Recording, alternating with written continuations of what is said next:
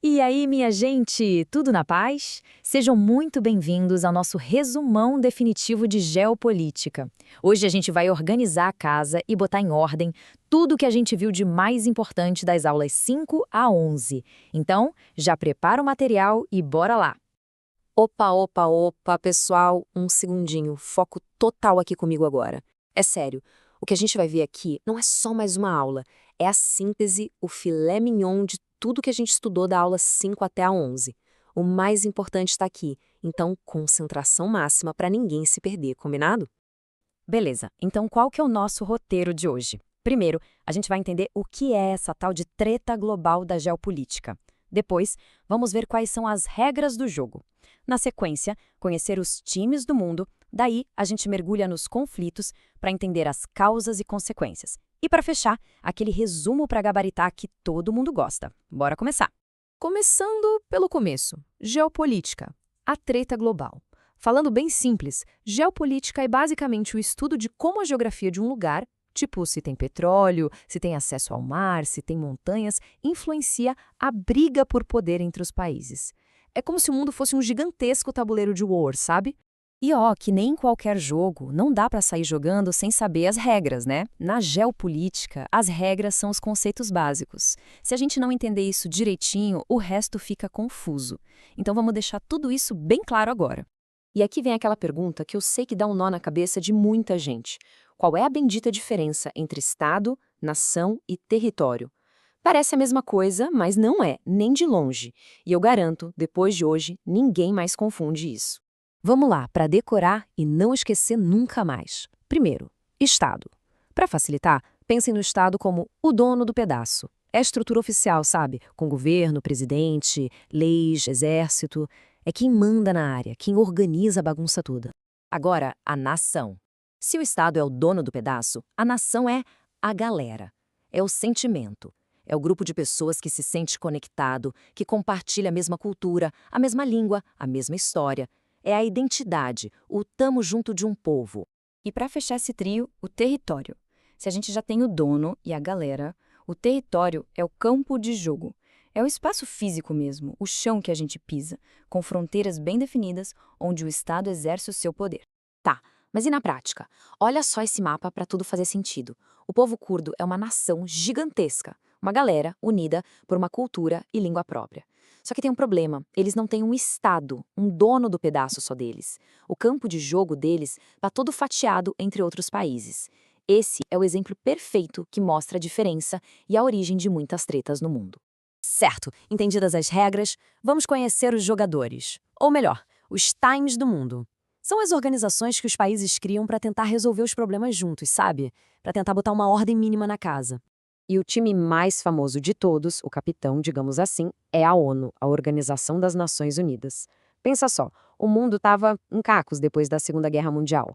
Aí, em 1945, os países se juntaram e falaram chega. Criaram a ONU para tentar evitar mais BO e promover a paz.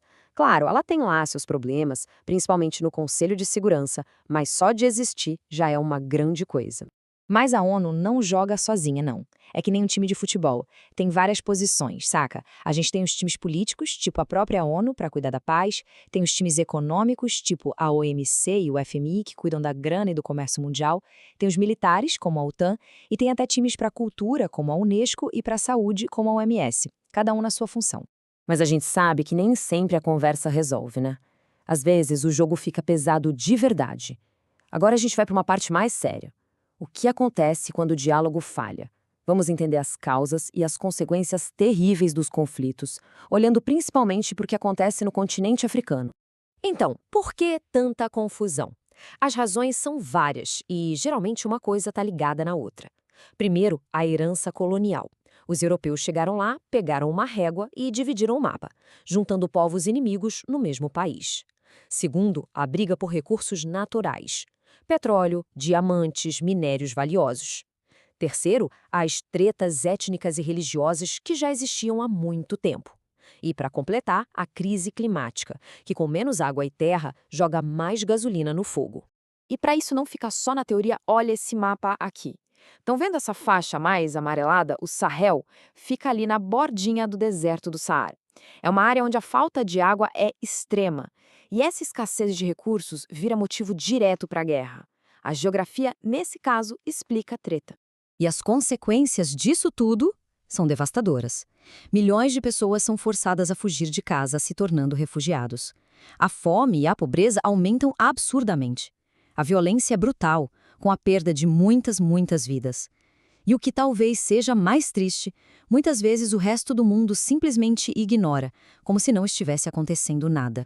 E para complicar ainda mais, tem a questão das parcerias com outros países. Potências de fora chegam lá prometendo um monte de coisa boa, construir estradas, ajudar no comércio. Isso parece ótimo, né? O problema é que muitas vezes o que acontece de verdade é a exploração dos recursos, a criação de uma dependência econômica e até a interferência na política local. É uma ajuda que pode vir com um preço bem alto. Certo, galera? Respira fundo que a gente chegou na reta final. Agora é a hora do resumo para gabaritar. São só 3 pontos, 3 coisinhas que precisam ficar gravadas na cabeça de vocês. Prontos? Ponto número 1. O mais importante de todos. Nação é o sentimento, é o povo, é a galera. Estado é a organização, a estrutura, o dono do pedaço. Se lembrarem dessas analogias, já é meio caminho andado. Segundo ponto para não esquecer. Pensem na ONU e nas outras organizações como times. Países diferentes se juntam nesses times para tentar resolver os BOs do mundo, seja na paz, na economia ou na saúde. Simples assim. E o terceiro e último ponto essencial. Grande parte dos conflitos que a gente vê hoje na África não surgiram do nada. A raiz do problema está lá atrás, na divisão maluca que os colonizadores fizeram e na briga sem fim pelos recursos naturais da região. Fechou, pessoal! Resumão feito, direto ao ponto. Espero que tenha ajudado a clarear as ideias. E agora a pergunta que não quer calar. Todo mundo aqui já está seguindo o Gel na Lata para ficar por dentro de mais conteúdos? Valeu demais pela atenção, gente. Até a próxima!